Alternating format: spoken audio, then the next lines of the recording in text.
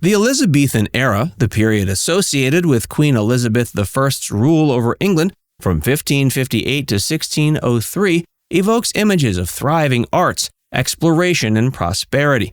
But it was also a period where severe, shocking punishments were commonplace responses to even minor crimes. Facts vs. History presents crime and punishment in the Elizabethan era was brutal. Religion, order, authority. To fully appreciate the world behind Elizabethan crime and punishment, we must first visualize England under her complex reign.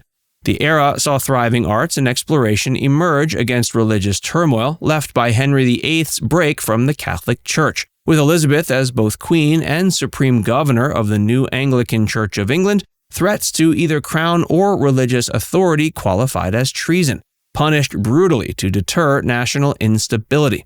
Rigid social hierarchy bound all classes, too, under divine rule. Nobles governed, merchants traded, peasants worked the land, everyone fixed eternally in both duty and place, and a disruption of which offended God's created order. Local sheriffs enforced laws, while commoners pursued criminals once alarm was raised. But without organized constables, justice relied more on bloody punishment to compliance rather than investigating root causes of crimes. While prosperity trickled to some nobility pursuing arts and philosophy of the Renaissance, average citizens faced severe inequality, poverty, and endemic diseases, regularly plaguing cramped London. Life centered on subsistence, family duty, and freedom from illness or accuse. For commoners, the world seemed harsh and unchanging. Against this backdrop, horrific punishments for petty crimes reflected authority's fixation on order over understanding. The state exercised its full might to reinforce English stability. Justice focused more on victims' retaliation than criminal reform. Petty crimes and minor punishments. Elizabethan England was rife with petty crimes. Pickpockets worked the crowded nave of St. Paul's Cathedral, preying on sightseers, servants looking for work, and prosperous merchants. Clever scams were common too. A whipjack might approach visitors with a sad story of shipwreck and destitution, while demander for glimmer women begged for coins after claiming their home burned down. People had to be wary of thieves shouting, "Look to your purses," just to see where valuables were kept.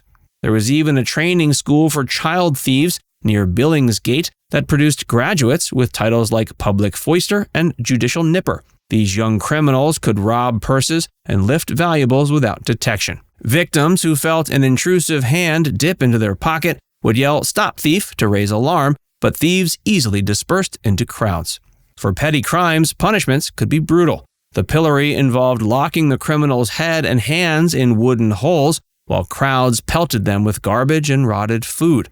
Other public shaming punishments had criminals ride horses backwards while wearing signs listing their crimes. Whippings meant being lashed bloody and raw along city streets. Brandings permanently marked visibility on the face and hands. Stocks, beatings, and public humiliation, while violent by today's standards, were considered only mild deterrents in Elizabethan justice.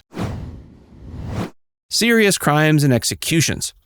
More serious crimes like murder, rape, arson, and highway robbery warranted the harshest Elizabethan punishments, death by gruesome public execution. These sent clear messages that lawbreakers would meet violent ends. Hangings were widespread and designed for maximum crowds. The most notorious execution site was Tyburn, just outside London, which saw thousands die by rope and dangle from gallows over the years. Other hangings took place outside St. Paul's Cathedral or directly at the crime site, so citizens could not avoid the sight of corpses swinging in cages until decomposed. Heretics, traitors, and poisoners could face burning at the stake, arguably the most agonizing execution method. Victims would be bound to stakes piled with flammable objects, then set aflame. The goal was to maximize pain and suffering before death finally came through asphyxiation and organ failure. Luckier victims might lose consciousness early from smoke inhalation because large fires burned up oxygen quickly. But when carefully controlled, victims could remain alive for over an hour, writhing in torment while crowds looked on. The most gruesome fate was reserved for men convicted of high treason. Called hanging, drawing, and quartering, It combined multiple layers of torture and mutilation for traitors seen as threats to English sovereignty. The first step involved being dragged on a wooden frame through city streets to the execution site at Tyburn. Prisoners were then hanged by the neck briefly until nearly dead, but not long enough to lose consciousness. After hanging, the torture began. Condemned men were emasculated and disemboweled, with entrails sometimes burned in front of their eyes if they remained conscious. The final step involved full decapitation by axe or sword before corpses were chopped into quarters and mounted on spikes around London as warnings. Each part of this horrific death was designed to inflict maximum agony and fear on prisoners as both punishment for crimes and to intimidate observers. Why so brutal? These gruesome Elizabethan punishments seem incredibly harsh by modern standards, but they reveal deep cultural values and societal forces influencing English justice at the time. Above all, law and order carried moral weight in a divinely ordered worldview. Every person was believed to have a God-given place in society's hierarchy: nobilities, merchants, clergy, peasants, and so on. Challenging or threatening this hierarchy through criminal deeds was seen as an offense against God's plan itself, demanding severe rebuttal. Within this traditional order, the monarch reigned by divine right as God's earthly representative. Henry VIII had rejected papal authority and made the monarch supreme governor of a new Anglican church. Going forward, offenses like heresy or treason took on blended religious and political implications. Anyone questioning the monarch or state religion potentially endangered royal authority and national stability. Oddball Defenses. For all its toughness on crime, Elizabethan law still contained a few procedural loopholes that sometimes helped defendants escape the rope.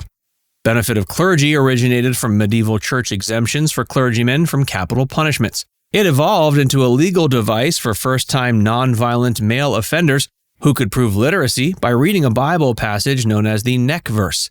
This usually limited punishment to branding on the thumb rather than death. While initially only reserved for religious crimes, benefit of clergy gradually expanded to other offenses by Shakespeare's time, becoming so broadly applied that courts overflowed with desperate men faking biblical knowledge to claim legal mercy.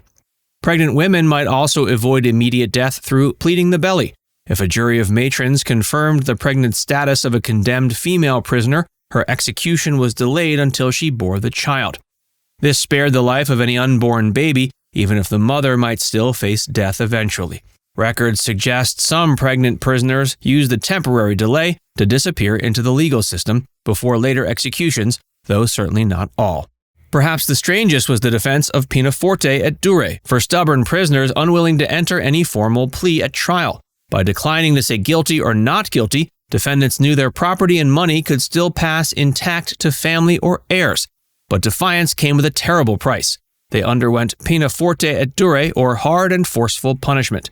This involved being slowly pressed by increasingly heavy stones and starved of food and water in prison. Now it's time to hear from you. Which of these punishments seems the most barbaric? Let us know in the comments section below.